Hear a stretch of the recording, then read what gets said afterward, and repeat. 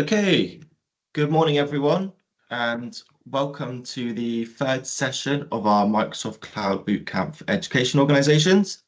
Some of you would have joined us before in the first two sessions where we looked at migration and modernization, but today we're going to be looking at a bit more of the more exciting things that many organizations are currently looking at throughout their kind of cloud journeys, which is a lot around data analysis and insights, what that looks like, and then what that can lead on to as part of when organizations start to play around with AI and implementing AI strategies. So as formality, if you join the other sessions or if you're new to this one, we will have some polls throughout. So if you have your phone available with you, you can scan the QR code, or I'll put the link into the chat for you guys to do it on if you're on a laptop and your browser as well. And then at the same time, we will have many different speakers throughout this. For example, we have Leon, who's joining us, who you would have seen from session 2, and Victoria Holt, who's at Cloud Direct, who's our data and AI practice lead, who's also joining us for this one. If you go on to the next slide, please, Victoria. As part of this call today as well, throughout this, if you have any sort of questions that you'd like to ask, please pop them in the Q&A chat, or you do have the option here to raise your hand with the raise hand button at the top, and you can come off mute and you can ask the question to one of our many experts on the call today. So just a bit of quick background. We are Cloud Direct, and we're one of the largest UK Microsoft solution partners, with many certifications that put us in the top 1% of Microsoft partners globally, and we are growing. And as we tell people, we're good at doing one thing and one thing only, which is Microsoft Cloud Solutions, which we carried that ethos over into our mascot, Eric, who is our hedgehog. And much like Eric, where we do one thing brilliantly, he does one thing brilliantly, which we kind of took that ethos from, which is rolling up into a ball with his spikes to evade his enemies. So a bit of background to who we are and what we do at Cloud Direct. Next slide, please, Victoria. And as I mentioned earlier, there's many people here on the call and post-call who you can reach out to, both for Microsoft and Cloud Direct to follow up with us on. As I mentioned, we've got Leon and Victoria on the call today who's going to be leading the session. We're also joined by Azure specialists across data, AI and infrastructure from Microsoft, as well as some account executives across education accounts who you may have heard from before or spoke to before from Microsoft, and our reps from Cloud Direct as well, especially Jess Primrose, who's on the call. Jess, give us a wave. They're in the office, who would be your kind of first port of call to reach out to, even if you just want to chat about your trends or challenges that you're facing in your organization and see what kind of journey we can take you on together. Next slide, please. So as I mentioned very quickly, this is our data transformation AI, and in the first two sessions, we have already gone through steps 1 to 5, which looked at migrating to the cloud and optimizing your cloud journey and putting confidence in security performance of the cloud, which was hosted by Richard 4 weeks ago. And then 2 weeks ago, we heard from Leon, who looked around modernizing your data applications in the cloud and creating a secure and well-governed data strategy in the cloud. And then as parts 6 and 7 of this 7-step journey, this last 2 steps that we're focusing on today, which I'll allow Victoria to kind of introduce in a second, is around once you've done steps 1 to 5, or maybe you're already in steps 1 to 5 as part of your journey, what does that data analysis and data insights piece look like, and how then you can start to implement AI strategy. Next slide, please. And then last week, just a very quick recap from what Leon talked about. We more specifically looked at application modernization and data strategy. So as part of that, he kind of went through, looked at the benefits of your cloud native data applications and the benefits of using them in the cloud, and how that aligns with your data strategy and the importance of having a data strategy in place. The 6 methods of application modernization, or as we call the 6 R's. What the roadmap to success looks like for app modernization, and how this aligns with what a data strategy can do for your organization and what sound data strategy looks like, and what that data readiness and what you need to have in terms of your data architecture to be able to start using your data to gain those insights and analytics. So here we are in our final session. So we'll move on to the next slide, and I will hand over to Victoria Holt, who's our data and AI practice lead, who will now co-host alongside Leon. So thank you. Thanks very much, Adam, for that great introduction to the session today. Yeah, data and AI is like a major passion of mine, and working forward, so we think about business and how we drive that business transformation and how we actually help businesses be successful. I think there's a lot of hype and a lot of information across the whole sort of data stack, and I think it's quite hard for businesses, education, lots of different verticals and things within industry to actually progress sort of going forward with that. So, and this is a really good series because we've now got to this point in the series where we're actually now thinking about gaining insights from that data and how we sort of drive forward with that data analysis, thinking about different types of analytics, and sort of drawing straight from sort of well, do we want to do just sort of standard analytics? Do we want to do predictive analytics, or do we want to be thinking about where we want to go with AI in the future and things like that?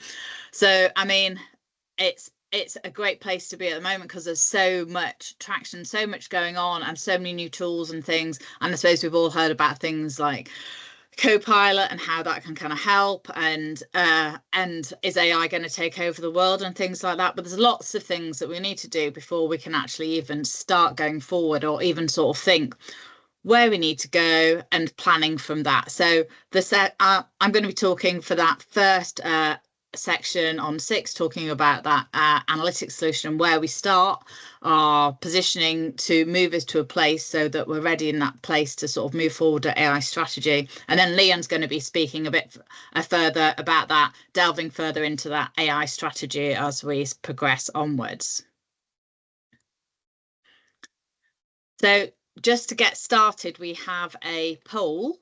Hopefully everyone can see that. We've got a QR code here that you can click to answer some of these questions. So it would be really good if anybody has access to this at the moment, if they could submit some responses to this, just to kind of, for us to sort of gauge sort of where people are thinking within the business and that strategy, and what's most important for sort of business and things. Because yeah, it's lots of different things going on, and different businesses have different views of things. So it would just be interesting to see what today's set of people on the call sort of are thinking about positioning. I like data quality. That's my favourite. Or data governance. That's also top of my hit list.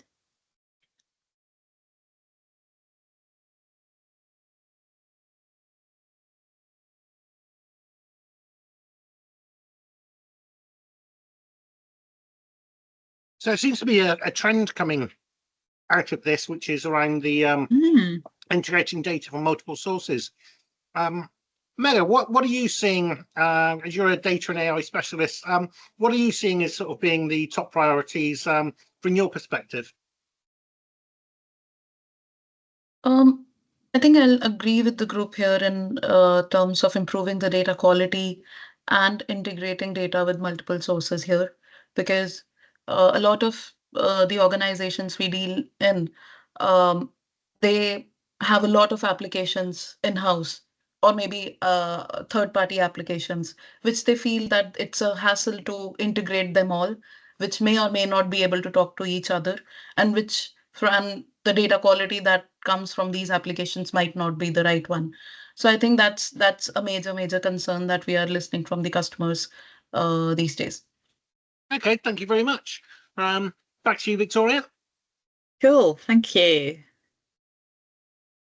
Right, so getting started, I think we always need to start thinking about how we sort of do gain that insight from sort of data analysis. And I believe there's like these three sort of areas, thinking about mapping data that's going on within the business to that business strategy and what goals we're thinking of, making sure that that sort of business value is aligned to any work that we do, and that we've got like stakeholders that are readily engaged.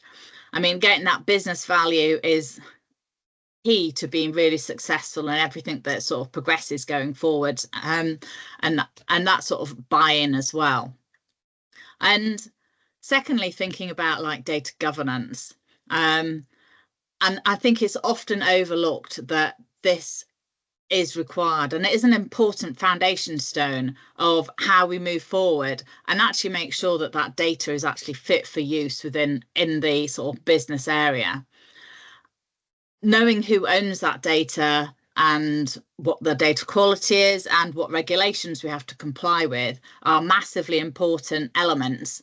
And I'm going to talk a little bit more depth about those in a couple of slides going on after this. And then thinking about that technical data environment and understanding that current environment that we've got, what the technical design is, what the data design is, and delving into a little bit more, because we can't create a future proof design without knowing a little bit more about what's there, what we've got, and then so we can then design anything that's going forward for any systems into that new modern analytics platform. So we need to sort of think about all of these sort of elements going forward, and everything is based on business needs and having that right and appropriate sort of analytics tool. And then thinking about that design and how we sort of like grow for the future, because data sources and data estates, they're only just growing in size and complexity.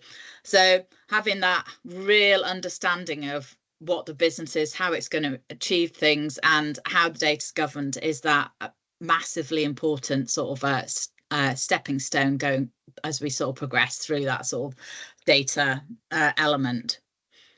So thinking about business understanding, we need to have that vision and business strategy. You can't move forward thinking about data without actually being that engaged, knowing what the business is trying to achieve, and understanding what problems the business faces and why they're facing these problems and what challenges they have, and how then thinking later on how data analysis can help us sort of move forward and make businesses more competitive.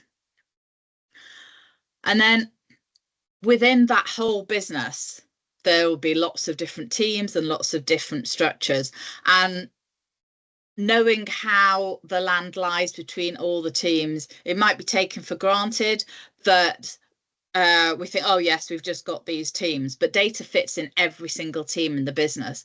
And I think it's often overlooked how that data is actually interlinked. Right, some teams know other teams work with it, but then some teams don't know because they think that that's their data. So getting that overall sort of understanding of the business and how it works with data is very important. And then I like to always then start by following that on by thinking of having a data maturity assessment, just working out where we are now and what is that current state of maturity in the business. And once we kind of have that, we can then look at that in 6 months' time, and then we can say, oh well, we've moved from A to this new state. And then the business has got sort of markers as you go through. I mean, it might be for simple things, looking at like our data quality is improved, or we actually know how many number of data sources we've got, or where the data comes from. So every step is a positive step as we move forwards. And any sort of data program is really thinking about that case for change and identifying what teams will be impacted and how that business is going to adopt that new capability, because without the people actually within the teams knowing what they need to do or how they can utilize that, we won't know where that data is going to be adopted and how that adoption is going to work, because we need that to be able to democratize data within the business. So we have another little poll here looking at how effective is your organization's data governance framework. You might not know what a data governance framework is, but you can think about data governance and how that's managing that data. Maybe it's for security, maybe we have to follow GDPR, maybe it's about governing sort of data within the business sort of realm, maybe it's some reports.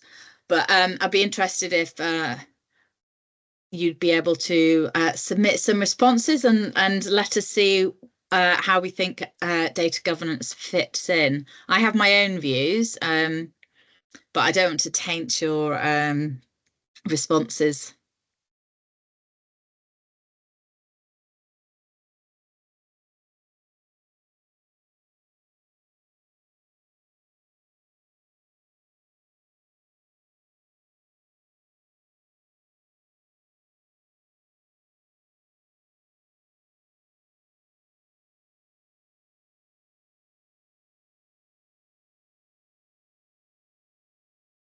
Yeah, I would think quite a few people don't have a governance framework, even though there's GDPR sort of sits within a lot of business, doesn't it, currently? But that's like a really small part of what data governance is all about. What about you, Mega? What are you seeing out in the sort of in the wild world in terms of people's preparedness when it comes to sort of governance frameworks? So especially in the education sector, not a lot of organizations are working towards the data governance, and they have just started thinking about it because with the start of the AI and data platforms, I think this is something that is now initiating in the organization rather than having a defined strategy for it already. Things are starting to move forward now. So yeah, no examples as such, but it's just on starting within the organizations. Now they are taking it more seriously. Yeah, and I'm seeing the same thing. AI is becoming a driver for getting those data governance frameworks in place. So I'm seeing very much the same thing in the marketplace. What about you, Victoria? I'm seeing now people are beginning to think about they need to protect and classify their data as a primary source, and then thinking about, oh, well, we don't know what data we've got, but we get lots of discussions with people thinking, oh, we want to do AI, but with no thought yet on what is the data quality within that, because that's massively important and that needs to be governed. And being able to, and even to know what type of data source you've got. Of one customer I'm talking to at the moment, it's like, well, we've got lots of data everywhere, and that's about as much as they know. They don't know where it is, where the sources are, what it is. So you have to know that, because a lot of data might not be business critical. You might not need to have that, but you do actually need to know what you've got and what is the priority to help you be more competitive in that market, and to actually do some of the analytics and AI that you need going forwards. Agreed. So that leads on to sort of as that sort of governance sort of understanding and things, and it's absolutely critical, this part, I believe, and how we manage and govern data. And starting off right at that very central part, we need to think who is leading our data part within the business, and thinking of whether it's like the head of IT. Some more established businesses have chief data officers, but you need to have that central pole of somebody that has some oversight of everything that's going on. They might not need to be doing that, but it needs to have that central sort of oversight there. But then thinking about, well, that discovery that I was just talking about, what data do you have? Where has it come from? I mean, do you have that lineage or that provenance of that data? Because that's really important when we're looking at driving sort of like analytics and whether we can trust that data. And then thinking about that data culture, which I've been alluding to as in the last sort of slide. And then the big area that we think of governance is compliance. And everyone's worried about their data being stolen, or what's that kind of risk, and is it compliant? I mean, if you can't actually I suppose know what data permissionings you have on that and control that access, and if you then don't know what regulations you've got to apply to different things, or only a small part of the business, all of these things need to be figured, and they're really important to that whole sort of like governance area. And you can't really go forward with any kind of analytics without having a slice of this across everything.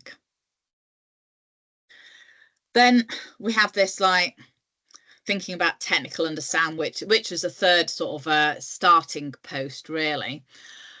Thinking about that holistic data environments and how we present and configure sort of different technical solutions. Now, there's lots of different ways you can design solutions. There's standards out there for different types of things. I mean, I've just picked a standard sort of data mesh architecture here, which sort of just to try and show a bit of the complexity that we've got lots of subsystems here. We've got lots of different types of products within the business, and there's different business teams working on different sort of areas. We might have different vendors coming in. And I mean, and you're trying to merge all this data together, and it's massively complex. It can break. You need to be able to automate the sort of alerting so you know where this is. And this is why you can see that mismatch of data across a business, because you've got all these moving parts, and you can't just think of one small team. It has to be the whole team across that within the business.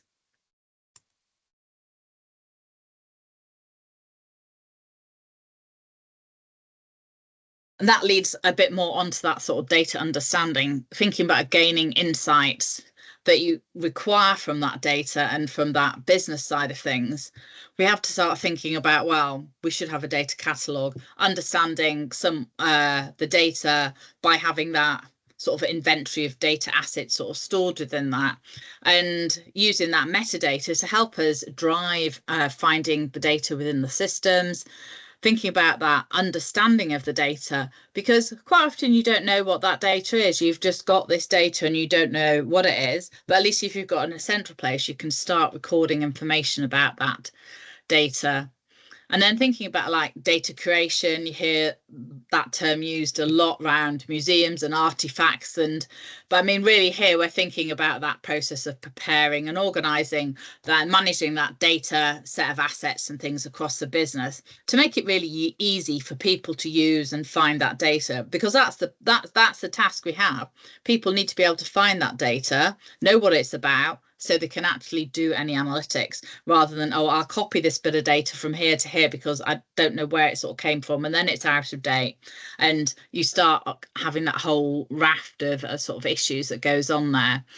And then you can't go forward without knowing what the current state of your data is, whether you're thinking about that governance side, whether you're thinking about that security side of things, but knowing what the health is of that side of things is really important, and the health of or understanding what state of your data quality is. And then outside of that is you would have like your leaders, which is like I talked a little bit about that, chief data officer maybe, but then those people that actually data owners and data stewards. And those terms, if you haven't come across it, it's just like the data owner is the person that's accountable for the data and the day-to-day running of things. And the data stewards are the people that actually do that work, and they're responsible for things as they go forward. And then obviously you've got those data consumers. So you can't do anything with data without actually having people involved with that to manage it and makes that really sort of move forward with great ease. So we've got another little poll here. What are the biggest challenges your team faces in data analysis? Interesting set of options there.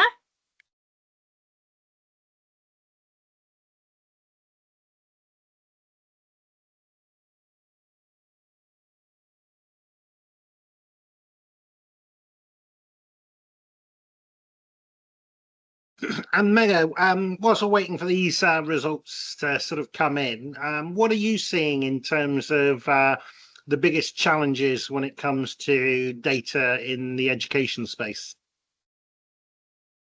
Leon, as I mentioned before, data integration between multiple sources and applications is a very common topic, as mentioned here. And since this field is growing so much, there is a lack of skilled personnel as well. So that is, for me, the two key areas that we are hearing. And then, of course, because the industry has limited budgets, so in terms of spending on the IT, so that is also a major concern at the moment. Yeah, I know Victoria and I are big advocates for treating data as kind of like a single asset rather Yeah. than this Yes. kind of data silos, which is how they kind of have evolved over time. It's like finance data, it's HR data, it's whatever data. Yeah. Yeah. And treating it more as a holistic asset, putting those controls and governance across it all is kind of key. But then there is also another key topic that people are talking about is single source of truth. They want to have all that. That's something that I used to see in different other industries, but I see that within education also that's a key discussion nowadays, having a single source of truth for all their different sources. So everyone is trying to make one single, maybe a data lake, and then doing the analysis over it, or putting data warehousing tools, and then doing the reporting. So another big one is single source of truth. Yeah, and having those sort of modern data platforms, I think that technology component is kind of key to that. So what's your perspective, Victoria? I think having all that data pulled together, but pulling the most important business data together across the stack, because some data isn't that, and then knowing what that quality of that data is that you're pulling across. I'd like to try and fix that as you go, so once you've got that into a lake or a lake house, that you've got that full sort of like set of data. But I mean people don't know what they've got all over the place, and it's like even trying to work out with a customer what type of data they have that needs to come in as a base within a lake is quite complicated, because there may be one or two sources, but there is so much other stuff that needs to be actually looked at to see whether that's useful or not. So okay, talking about data, and it is that bringing together of all those assets into that one sort of place. And it might be that you've got some data acquisitions going on, so some of that data comes from data sets and other data sources, and then thinking about that, those multiple types of data that come into the thing. You've got your standard structured data, which things might have like that you would have like in your Excel or from like SQL Server databases and other databases. But then there's a lot of data now today which is unstructured data.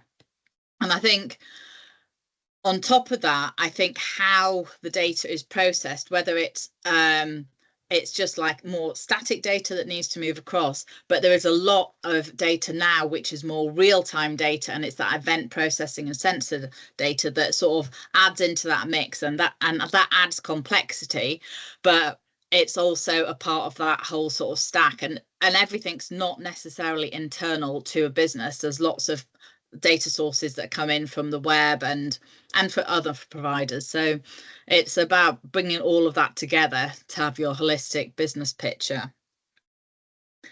And thinking just about how one has that sort of like one-stop shop for everything. I mean, that helps you get started and move forward and create analytics at speed. And I think this new sort of technology, well, it's not new, it's been out for like about a year now, but it's becoming very well established now. And thinking about Fabric and that end-to-end sort of like platform to help you sort of move forward in businesses, I think that really helps with that unified solution.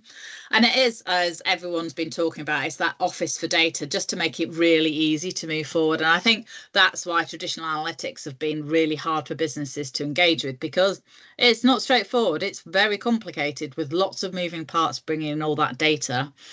And my favorite things, I think, with this like foundational sort of side of things of Fabric is the fact that you've got you've got that purview with that data governance, where it thinks about looking about what data you've got. It's got inbuilt parts within the Fabric Hub for like the data governance of purview, and it's got like that risk and compliance and data security. And I think those are really key to have with everything as you go forward. And that's sort of one lake which stores everything. It's that central repository data, and you can just put that data in as it comes in. So you've got everything is like your raw form as you come in. So I think it's like a good place to collect your stuff before you start.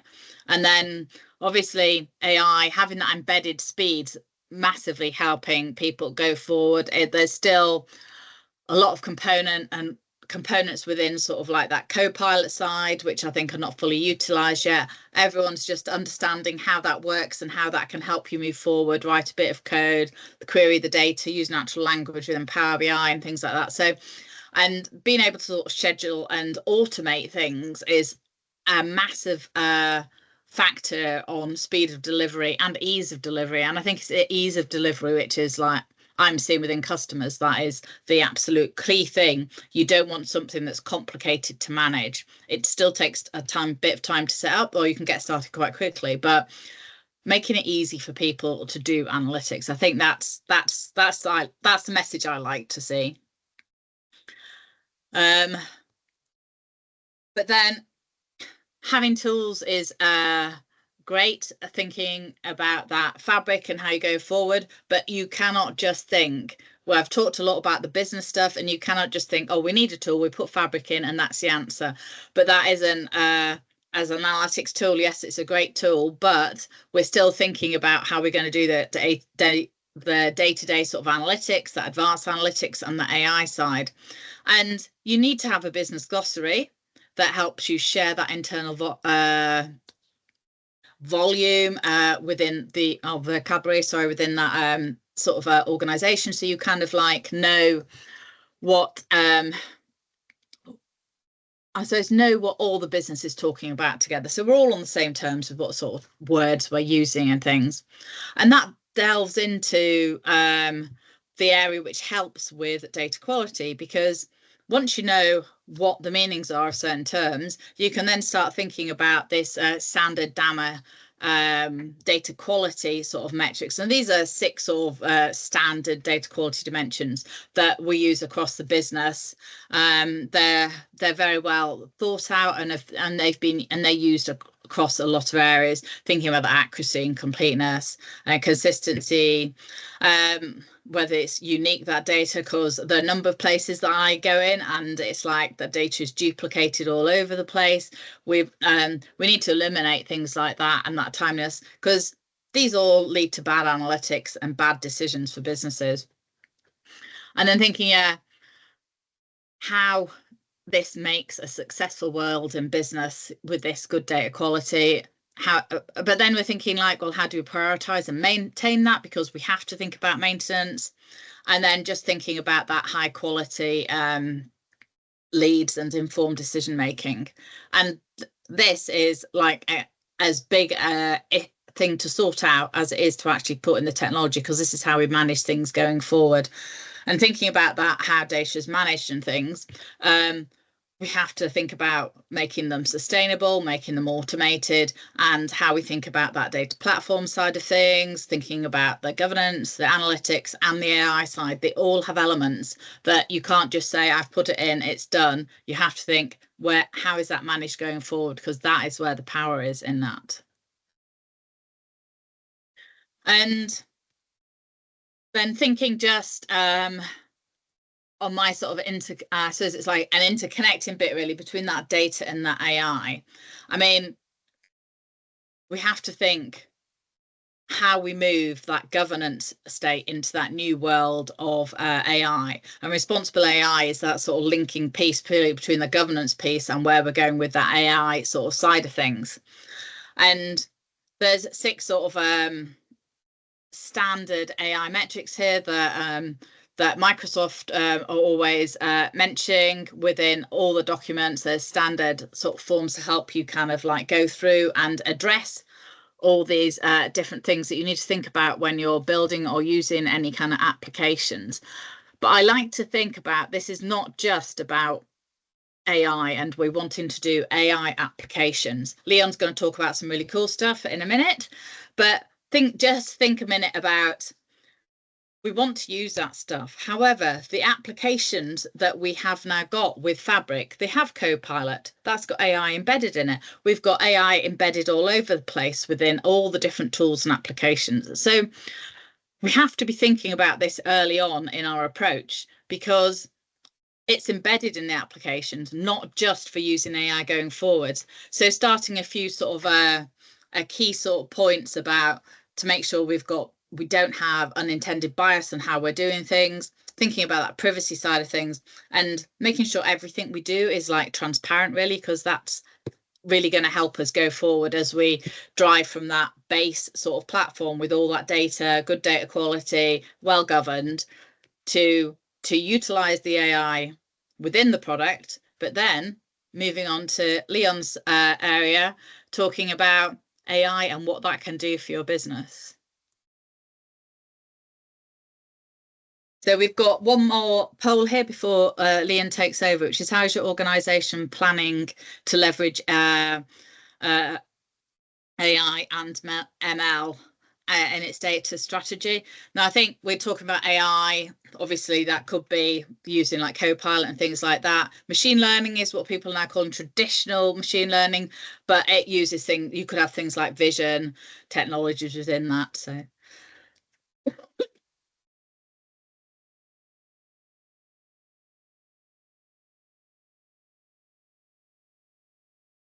And whilst we're waiting for those results to come in, because I know there's always a little bit of a delay with forms bringing the results in.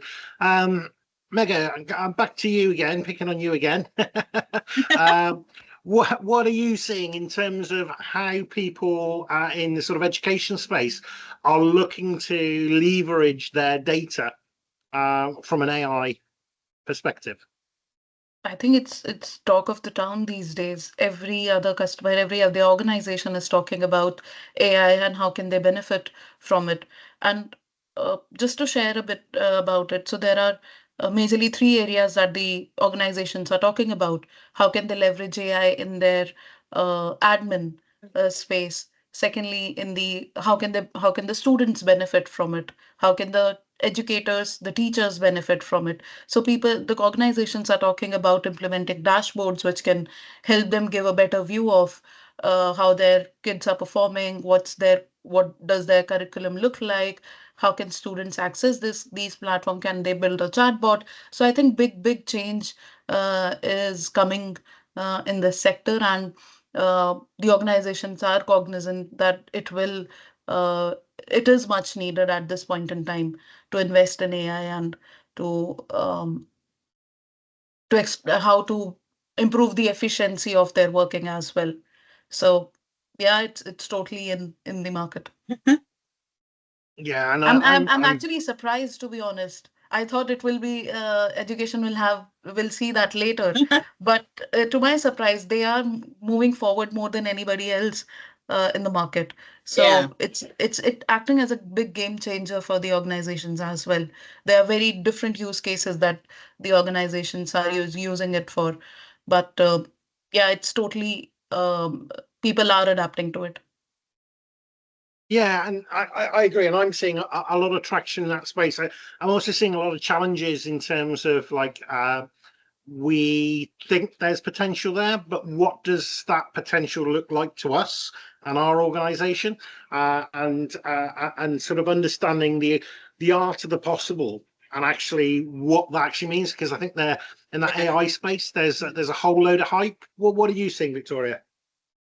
Yeah, I'm seeing people don't necessarily quite understand how to get started with it, and they don't understand that need to have the data bit in first. I mean, you can build a chatbot, but then where is that data coming from? I mean, yes, you can see all this great stuff and you can test and we're seeing a lot of like pilots and POCs and things, but they need to start earlier on. I mean, it is really exciting, isn't it? Or there's so much technology out there of what you can do, but you do need to pick some core data sources that are going to supply what you want to do going forward. So.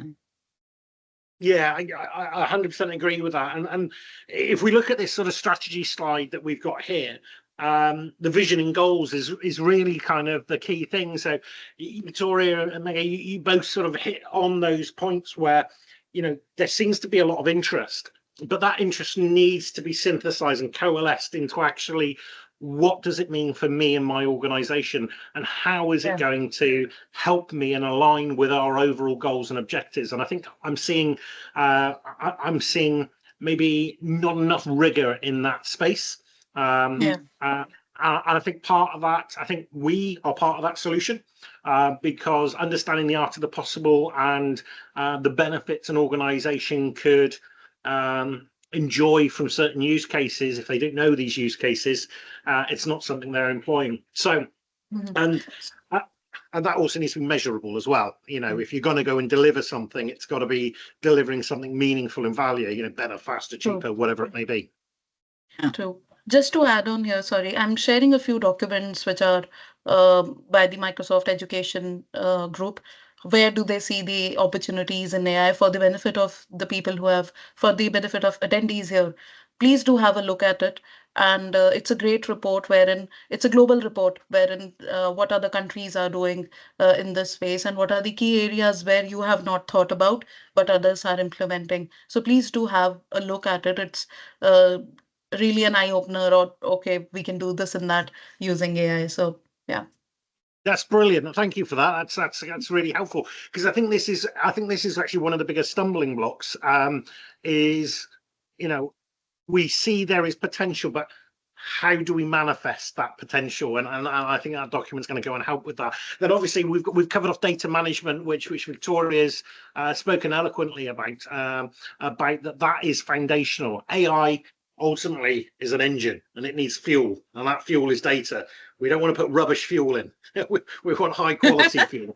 And then we look at the technology infrastructure. This could be something like, I'm going to adopt Copilot because it's going to help these particular roles and these use cases. It's going to work from an M365 Copilot perspective really well in our organization. So that's the technology infrastructure. But there's a load of data preparation work that you'd want to do. You don't want to ask an AI, how much is the chief executive on, and that AI provide an answer.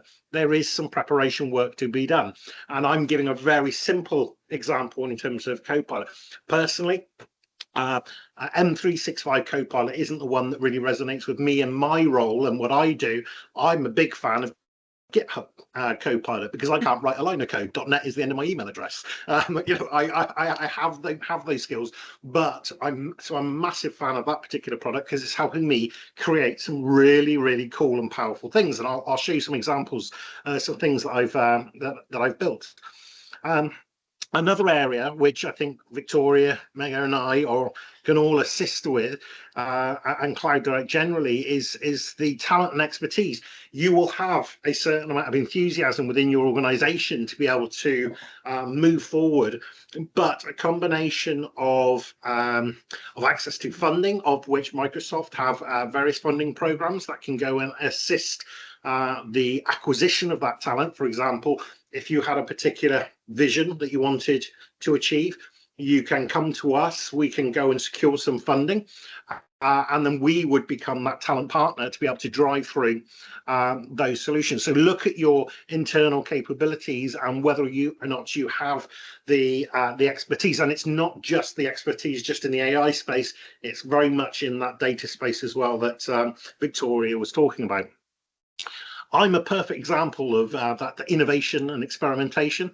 I've got a really lucky job because I get to play around and make all kinds of stupid solutions with AI, because I can. But because within Cloud Direct, we foster a culture of innovation and experimentation. So I have the tools and the environment that I need to be able to play around with stuff and work out what's going on in terms of the Microsoft product set, the broader ecosystem, and how can that actually translate to outcomes that are actually important to organizations. There's a whole lot of AI, you know, that can make really cool pictures and videos. how much utility does that really have? I think that can be argued that in a sort of corporate environment, less so. I think it might be fun for the kids to play around with, but beyond that, probably better for the YouTubers than it is for those looking at sort of organizational change. Ethics and compliance, and we've touched on that, and Microsoft have done a really good job, actually, probably better than anyone else really, in terms of providing tools and that help us both from a compliance perspective and from a sort of responsible AI perspective. Ethics obviously is your interpretation of how you're going to do that, but you need to go and think about that element. And if you are going to deliver some kind of AI-driven transformation in your organization, you want it to be successful. I'll go back to a really simple example M365 Copilot. Your job, if you are going to adopt AI, is to allow that AI to be successful in your organization, and that means supporting and enabling the people that are consuming these tools to be empowered to be effective with them. And change management, not just from the traditional service desk change management perspective, but also the adoption perspective. These are important things to consider. And then also, at what point does it cease to be of value, or at what point does is it becoming so successful that we need to think about change and scale? So actually monitoring what you're doing and evaluating the performance of your initiatives is really key.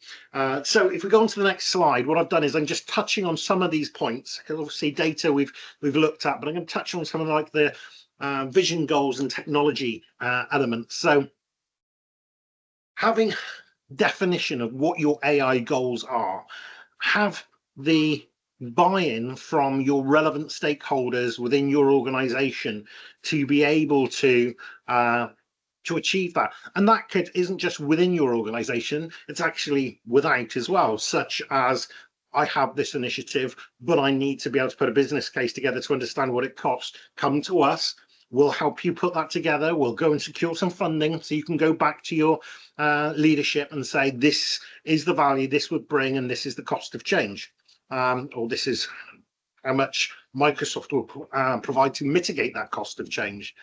And if you're going to go and do something with AI, do something that actually is kind of core and integral to your process, especially in terms of your initial adoption.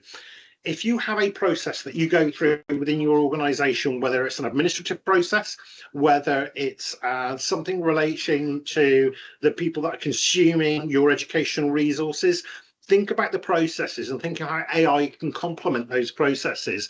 And that's where I would start off, is look at your existing processes. So innovation with something new, absolutely you should do that, but that can kind of come later. Start off with actually making your existing experiences and processes more effective and efficient. And then obviously monitor and communicate the impact of the change that you're doing, because there's lots of other people that work within the education sector who are going to be really interested in what you've done, and how they might be able to follow suit. So if we move on to the next one, because I suspect people are going to be more excited about the technology bits. So Azure is a fantastic platform when it comes to the array of services that complement an AI adoption when it comes to the technology stack. We've obviously covered off the ability to connect and store and transform and analyze, govern, automate data. Microsoft provide all those, and then there's complementary services around functions and storage and a whole suite of other activities. But on top of that, Microsoft have made a significant investment in OpenAI. That investment basically, to me, translates as very early access to some leading edge models. So we've all probably heard of ChatGPT. That is a natural language processing model. It also has vision capabilities. In fact, I was chatting, I'm out in the Philippines at the moment. I was sat outside and I was having a conversation with on my phone with an AI, actually preparing for this. And that has a certain level of capability, but you'll all recognize it. Whilst ChatGPT does have some value, it's limited to the value in of itself. That base model has a finite amount of effectiveness. And then if you deliver, and there's something called resource augmented generation. It's if you give data and AI access to your data. So if I ask ChatGPT, what color shirt is Leon wearing? When is Leon going on holiday? How much does Leon earn? It's not going to know. But if I connect an AI in a private managed environment like in Azure, and I give access to that data set, then I'm able to do something. A really simple example of that would be M365 Copilot. It has access to your email. That is a type of RAG. And then there is something called agents, and this is a greater evolution of capability, where it's AI that has memory, such as storage and resource and data, but it also has the ability to use tools and be more effective at planning how it's going. If you think of natural language processing like ChatGPT, it's very good at giving you quick answers, but actually the slow answer is more of the considered route, and that planning and that structured approach that we all do with project management, we put those structures in place for a reason, and agentic frameworks can go and do that. So if we go on to the next slide, please. So you may be asking yourself, what is AI agents? And I'm leading up to this because I'm going to show you something I built. Again, if you click through, effectively we're asking the question, what are AI agents? And the answer is that they're effectively software entities. They're little bits of code that allow these agents to use tools, perform tasks, help make decisions, to assist us in activities that we might want to do. Microsoft have got an excellent agentic framework called AutoGen, or AutoGen Studio, if you like the UI. There are other ones, Crew AI, Flowwise are other ones that are useful, but I'm a particular fan of AutoGen. And it's a platform that helps you build these AIs in a very, very simple, it's basically just a web interface that allows you to type some stuff in natural language and build all these tools and have amazing things happen. So if we click through to the next slide. So we take our agent. Our agent is very much like a human, in as much as a human has memory, a human can use tools, a human can plan, and a human can perform actions. So if we click the next click, when it comes to planning, I can be self-critical of the work that I'm doing. I can have a logical process of how I'm going to do a task, and I can then decompose those tasks into individual activities. I have the ability to remember that I am on a webinar right now, but I've also got long-term memory of what I was doing when I was much younger. I have access to short and long-term memory, and then I have access to tools like Teams, like calendars, like emails. But also, in terms of agents, they also have the ability to generate code and then execute that code. And that's fundamentally different because they can do that on the fly. They can work out an objective, a plan, create the code for that plan, and then execute that code, i.e. the action. But if they find throughout that process, this isn't going according to my plan, I've come across a variable I wasn't expecting, it has the ability to reflect on what it's done. It can look back in its memory, in its short-term memory, and say, I was doing that, I had an error. Oh, it's because this wasn't installed, or it's I don't have permissions to this, or I wrote this code wrong. It can then reflect, readapt to its plan, and deliver upon the outcome. An example of that is I built something in Azure where I used this graph API. That's kind of like the nervous system that kind of connects a lot of Azure and M365 services together.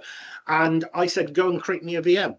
It asked me some questions, and then it went away and it had the access rights and it wrote all the code it needed to go and build the VM that I wanted to. Likewise, I could turn around and say, tell me all the people in our organization who don't have multi-factor authentication, and go and create a group called doesn't have multi-factor authentication and put all those users in that group. I've done that. That's a real example of something that I've done. It's capable of, and I've given it nothing other than the ability to go and generate code and execute tools. The tool that it needed was the permission to my tenancy, and everything else it was able to do itself very autonomously, which is really, really cool. So let's bring that to life with a real example by going to the next slide. Most organizations will have some kind of legal department. So here, let's say it's a law firm. Obviously, that's not education, but you all will deal with legal professionals. And so let's say there is a particular dispute and a contract gets given to a legal professional. That legal professional would delegate that to a paralegal. The paralegal will then use their years of experience and training to do the research on that contract, collate all the information they need, put together a plan, dictate that into a dictaphone, pass that off to a legal secretary. The legal secretary will then draft those findings and those reports, and then ultimately that will be emailed back to the partner with the information they need to proceed. That level of cognitive work can take several days to go and achieve. So I thought, I'll take that example and I'll go and build an AI for it. So if we go on to the next slide, I built a solution. Honestly, it took me about an hour. Now, the nature of my job is I don't have to necessarily go through the same rigor because my data set was actually my contract. So it was one document. So from a data perspective, it's very, very small. Obviously, you'll be dealing with things at larger scale. But in my AI, I had an agent that was a supervisor. I had an agent that was a research assistant. I had an agent that could compose very rich text emails and an agent that could go and send data. And so all I had to do as a human was say, here's the document, here's my question. Are there any clauses in this contract that present a risk to the employer? The supervisor interpreted my correct and extrapolated upon my request, passed it to the researcher, set the researcher a bunch of tasks, and the researcher went and executed the task, pulled together all the information in the research, including relevant laws and legislations that apply to certain clauses in the contracts, highlighting the associated risks, passed all that information to the email composer, who then wrote a very HTML-rich email with tables and pie charts, all formatted with heading and looked very, very nice. And then ultimately that was sent back to me, the human being. In this particular case, just to go off piece, I actually sent it to Gmail. But I built this. In fact, it's on my laptop right now. This took me about an hour to go and build because, and I didn't write a single line of code. This was something, a very small data set, literally my contract of employment. So very, very simple. You know, you would probably be looking at larger data sets to deliver value. But this is an example of how AI can deliver against a existing business process that you might have autonomously. The controls you'd want to put in place is making sure you want to measure the quality of the output achieves a certain standard. Now, I wouldn't have gone through that process in an hour, but I'm sure when we follow Victoria's steps, we would actually ensure that we have a consistent, measurable, high quality outcome had I put that rigor in place. So it's because you're using that unstructured data as well, isn't it, with that document and things, and the AI capability allows you to actually then query that data, doesn't it? So absolutely. I'm playing around with another kind of idea. I wanted to see if I could build a full stack CRM application with data at the back end, data at the front end, APIs in the middle, web front end, without writing a single line of code, and have AI do absolutely everything for me. And I'm in the process of actually building that at the moment, just as kind of like a proof of concept. And so I started off with some data, and what I did was in a previous session, where Victoria talked about the 6 pillars of data quality. I took those pillars, I converted them into a set of rules, and then I gave a very rough data set and the set of rules to an AI and said, go and remove anything in this data set that doesn't meet these standards. And so I ended up with a pared down data set. Now, you guys will probably fix your errors. I'm just doing a little proof of concept, so I just excluded them. So I ended up with like a CRM that had 3,000 records to begin with, and I ended up with about 2,500 records. And then now I have that data set. So the next thing I say, right, well, let's go and write the code and publish that to an Azure table. couple of minutes later, that was done. And I said, go and create an API that allows me to query with reads and writes to be able to go and change that data. It went and go and created that using an Azure function. And understanding these components and the art of the possible, I was able to create weird and wonderful things. If I can go and do this and I don't know how to write code and I don't have the disciplines and experience that, say, Victoria has, then imagine what you can do within your organization with real data, with real processes, and something more meaningful. And so in my particular example, I think I demonstrated this to Adam about a week ago. This whole process took about 50 seconds to be able to deliver that output. So it's a much faster process. So I'm dealing with something that's better in terms of the quality of the output. It's significantly faster and therefore ultimately cheaper. So better, faster, cheaper, ticked all the boxes in this particular very sort of manufactured scenario. So if we go to the next slide, please, Victoria. So innovation and experimentation. So I've kind of touched on that. Now, some people might call it a cloud center of excellence. You might just be a group of champions, but it's people in your organization who are going to say, I'm going to take responsibility for having a structured approach to how I'm going to explore the benefits of AI or not within my organization. When is it appropriate? When isn't it appropriate? What advantage is it going to give? And is this something that's worth pursuing? So label it with whatever label you want. We use the term cloud center of excellence, but honestly, it can be anything you like. And then define what a structured approach would be for your organization. What data sets are you going to be using?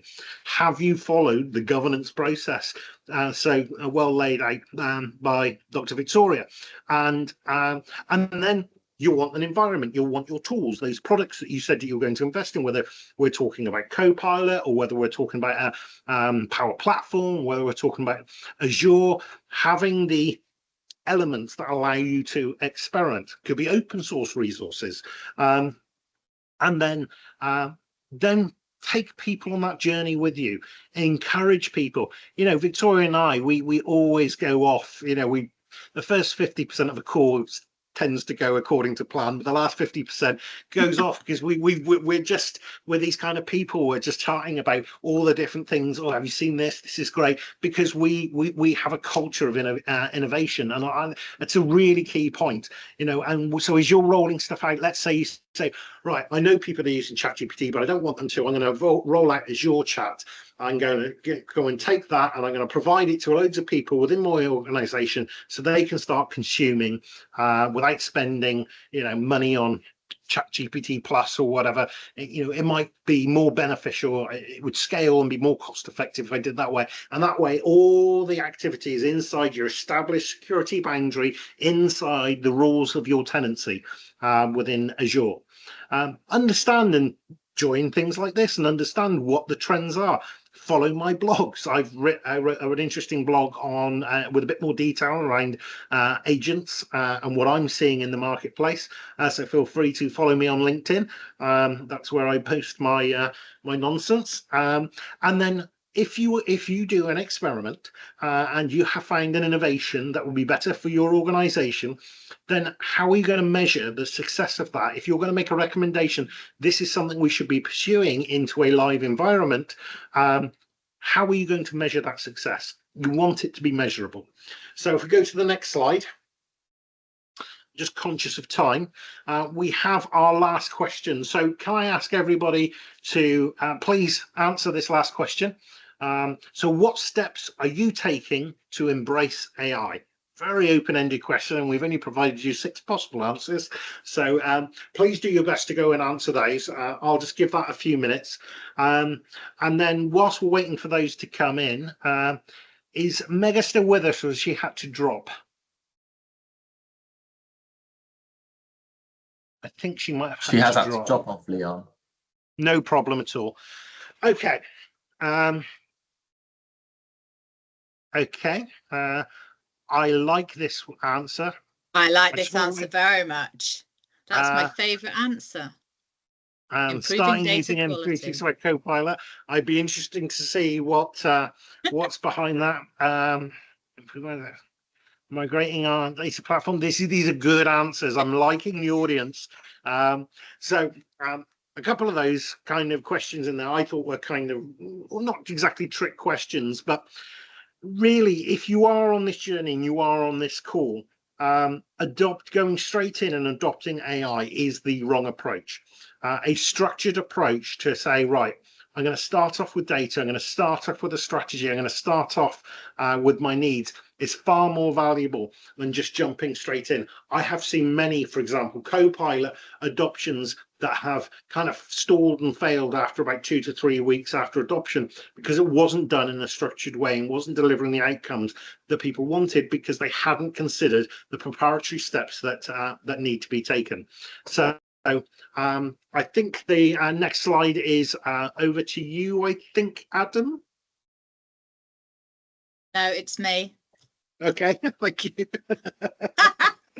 No, that's fine. So I just wanted to share quickly how we address things and go forwards, just to give you an idea of the types of things that you need to be thinking about when you're putting in your data and AI platforms. We always start with a maturity assessment. We've got a data and AI maturity assessment, but we also do data strategies and AI assessments. So there's quite a few different types of assessments that we do, because we would like to know where we are to start off with, so we've got benchmarks to go forward, because I think that's important in bringing the business with you, thinking about like those use cases that a business might have, because I think going forward, if you don't have a use case defined for what you're trying to achieve within your business, I think it's much harder to get business buy-in and to work across the business effectively. And then it's always important to delve into what you've got, what data you've got, where it is, what's the data quality, how is it governed, so you know where that starting place is and what is existing tech you've got, which we mentioned.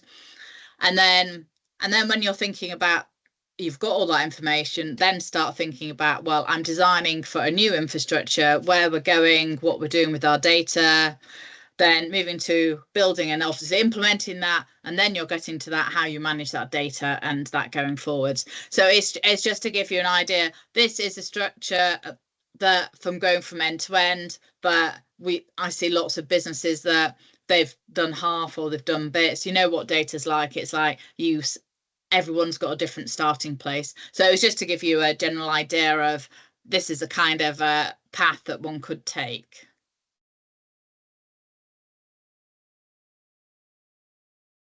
Perfect. Thank you, Leon and Victoria. We are at the end of this session today.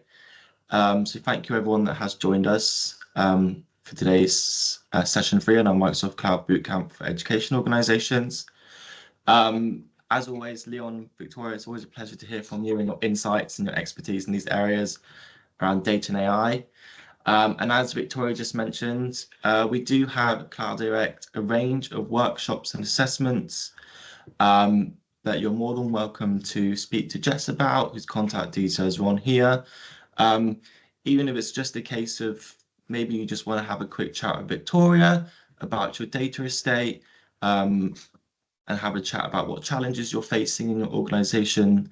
We would love to hear from you, to have that first initial chat about what you're facing and what you'd like to achieve and what outcomes you want to achieve in your education organization. So please do get in touch. You can scan the QR code to email Jess, or the email address is on there. And just a quick note as well, thank you for everyone for joining this session today, and for any of you that joined the other 2 sessions over the last 4 weeks as well that Richard and Leon presented. We do have the recordings available for the first 2 sessions on our Learning Hub. This one will be added to it over the next day, and I will be emailing everybody out the links to these recordings. We do have them on YouTube as well, with chapters available if you want to kind of skim through and look at certain bits you'd like to know more about that you may have missed in the recaps. But finally, yeah, thank you very much for joining us today. And as we said, any questions or you just want to chat about your data, please do just give us a quick email, and we'd all call, and we'd love to hear from you. So thank you very much. Thank you for having me, Appreciate Adam. And yeah, it's been amazing. Thank you. And yeah, thanks everyone. Thank you. Thank you. Thank you all. Cheers. Cheers. Bye. Bye all. Cheers. Bye. Bye.